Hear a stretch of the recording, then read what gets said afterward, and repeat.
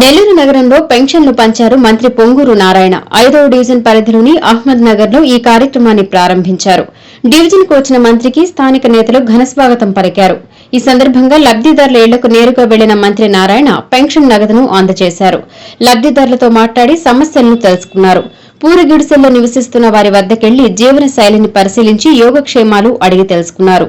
పెన్షన్ల పంపిణీ అనంతరం నారాయణ మీడియాతో మాట్లాడుతూ ప్రభుత్వ ఆర్థిక పరిస్థితి బాగోలేకున్నా సీఎంకున్న అపార అనుభవంతో హామీలు అమలు చేస్తున్నారని తెలిపారు.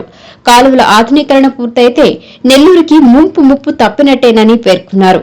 50,000 మొక్కలు నాటి నెల్లూరును గ్రీన్ సిటీగా చేయాలన్నదే లక్ష్యంగా పెట్టుకున్నామని స్పష్టం చేశారు.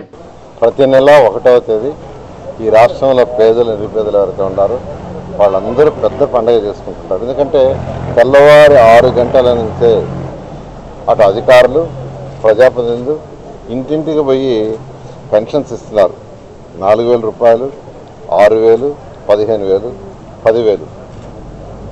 గత ప్రభుత్వం అనేక ఇబ్బందులు పెట్టినా, ఆర్థికంగా అనేక ఇబ్బందులు చేసేసిపోయినా, 10 లక్షల కోట్లు అప్పు చేసిపోయినా గౌరవనీయ ముఖ్యమంత్రి గారు ఎలక్షన్స్ ముందు ఏదైతే మాట ఇచ్చారో ఆ మాట ప్రకారం మాట తప్పకుండా 3,000 పెన్షన్ 4,000 చేశారు. అంతేకాదు ప్రభుత్వం వస్తే ఈ 3 నెలల యొక్క అరియర్స్ కూడా ఇస్తానని చెప్పి మొదటి నెలలో 7,000 రూపాయలు ఇచ్చారు. 4,000 ప్లస్ 3,000 కలిసి 7,000. ఎవరు ఎక్స్పెక్ట్ చేయలేదు 7,000 ఇస్తారని, కానీ 7,000 ఇచ్చారు. అదేవిధంగా వికలాంగులకు 6,000 చేశారు. అదేవిధంగా క్రానిక్ డిసీజ్తో ఉన్న వాళ్ళకి ఎవరికి 10,000 ఇచ్చారు.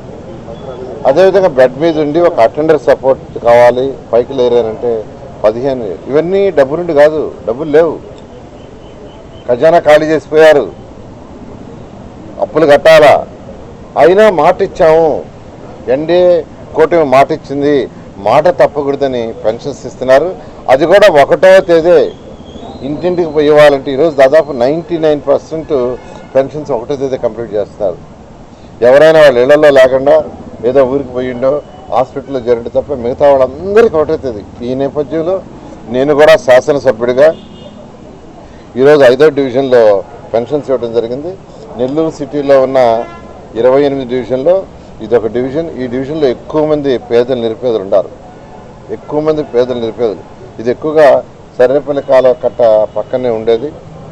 అయితే ఈ ఏరియాలో నేను ఎన్నోసార్లు తిరిగినప్పుడు, ఎలక్షన్స్ ముందు తిరిగినప్పుడు చిన్న పిల్లలు అడిగారు, సార్ మాకు ఆడుకోవటానికి ఏం లేదు, మాకు కూడా ఒక మంచి పార్క్ కావాలా. 2014-19లో అనేక పార్కులు కట్టించారంటే అప్పుడు ఈ పక్కనున్న ఒక స్థలం దాదాపు 1 ఎకర్ స్థలం, ఆ స్థలంలో ఒక మంచి పార్క్ కట్టేటట్టుగా చేసాము. ఆల్రెడీ దానికి ప్రహరీ గోడ కట్టి లెవలింగ్ చేశారు. మరొక 3 monthsలో యాక్చువల్గా ఒక చక్కటి పార్కు ఈ ఏరియాలో ఉండే పిల్లలకు వస్తుంది. అదేవిధంగా ఈ పక్కన ఒక సైట్ ఉంటే దాన్ని కూడా యాక్చువల్గా సార్ మాకు మంచి స్పోర్ట్స్ యాక్టివిటీ ఉండేటట్టుగా కట్టిమన్నారు. నేను మొన్న అధికారులకు చెప్పాను, దాంట్లో ఏమేమి స్పోర్ట్స్ యాక్టివిటీ చేయగలం అవన్నీ చేయమని.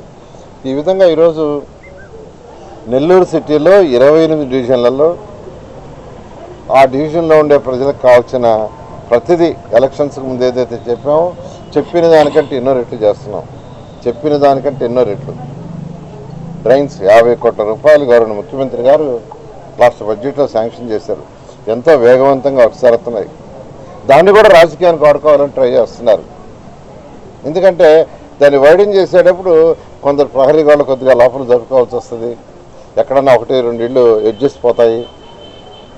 అయితే దానికి మేము కూడా జాగ్రత్త పడి నేనే పర్సనల్గా అధికారులతో మాట్లాడి, లోకల్ పొలిటీషియన్స్తో మాట్లాడి ఎక్కువ ఇబ్బంది చేయొద్దు, నిజంగా ఎంత అవసరం అంతే తీసుకోండి, ఎవరికన్నా ఇల్లు పోతే వాళ్ళకి టిట్కోస్ ఇల్లేనా ఇస్తాం, లేదా స్థలం ఇస్తాం, 2.5 లక్షలు శాంక్షన్ చేస్తామని చెప్పటం. ఆ విధంగా ప్రజాప్రతినిధులు కూడా కన్విన్స్ చేస్తున్నారు.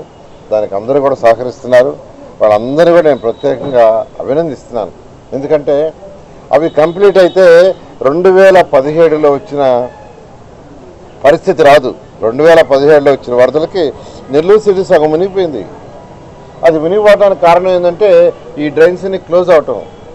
30 అడుగులు ఉన్న డ్రైన్ 3 అడుగులు కూడా లేదు, 20 అడుగులు ఉండే డ్రైన్ 2 అడుగులు కూడా లేదు. కాబట్టి వీటిలన్నిటినీ చక్కగా వైడెన్ చేస్తున్నాం. 2 పక్కల కాంక్రీట్ వాళ్ళు, పైన స్లాబ్ వేస్తున్నాం, ఆ పైన యాక్చువల్గా దాన్ని రోడ్డు కూడా చేస్తున్నాం. కాబట్టి దీనికి అందరూ సహకరిస్తున్నారు, అందరూ పూర్తిగా సహకరించండి. అదేవిధంగా చెట్లు గౌరవ ముఖ్యమంత్రి గారు ఈరోజు స్వచ్ఛాంధ్ర తీసుకొచ్చారు. దాంట్లో చక్కగా చెట్లు నాటమంటున్నారు. అదే ఉద్దేశంతో ఈరోజు నెల్లూరు సిటీలో ప్రతి 5 మీటర్లకు ఒక చెట్టు వేస్తున్నాం. 20 అడుగులు పైనుండే రోడ్లలో 2 పక్కలు వేస్తున్నాం. 15 అడుగుల నుంచి 20 అడుగులు ఉండే దగ్గర ఒక పక్క వేస్తున్నాం. చక్కగా వేస్తున్నాం. దాదాపు 10,000 చెట్లు వేసేశారు. మరొక 6,000 చెట్లు కూడా శాంక్షన్ చేసింది, త్వరలో పూర్తి చేస్తున్నారు.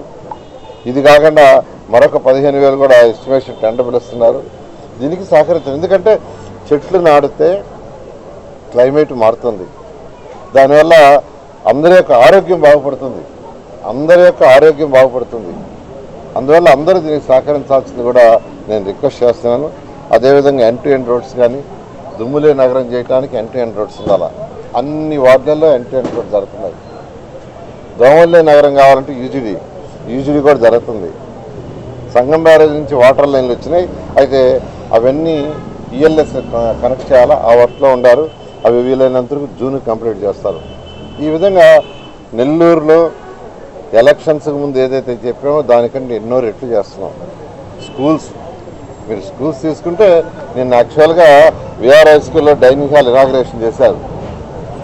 ఆ డైనింగ్ హాల్ చూస్తే ఎంతో ఆనందం వేసింది. ఎందుకంటే బ్రహ్మాండమైన డైనింగ్ హాల్, 800 మంది పిల్లలు ఒకేసారి కూర్చొని భోంచేసేట్టుగా.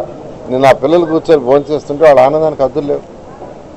ఇలా చేస్తున్నాం. నేను ఒకటే చెప్పేది నెల్లూరు ప్రజలందరికీ, ఎలక్షన్స్ ముందు ఏదైతే చెప్పామో ప్రతి ఒక్కటి నెరవేరుస్తూ అంతకంటే ఇంకా కూడా చేస్తాం. కొద్ది రోజులు ఓపిక పట్టండి. ఎందుకంటే ఖజానా ఖాళీ చేసి వెళ్ళారు.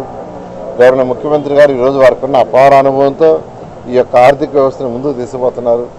అందువల్ల అందరూ కొద్దిగా ఓపిక పడితే చేస్తామని తెలియజేస్తాం.